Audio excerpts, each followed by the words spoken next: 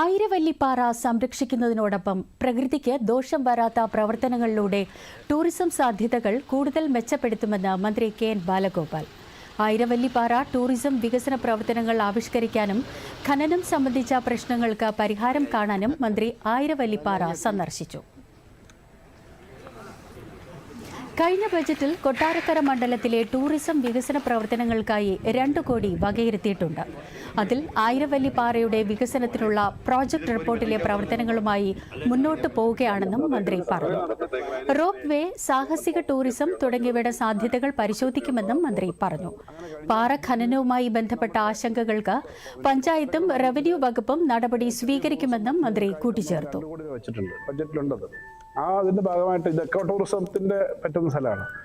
MLA eco tourism സൊസൈറ്റിയിലെ ഉദ്യോഗസ്ഥന്മാർ ഇവിടെ വന്നിരുന്നു, നോക്കിയിരുന്നു ഈ സ്ഥലം.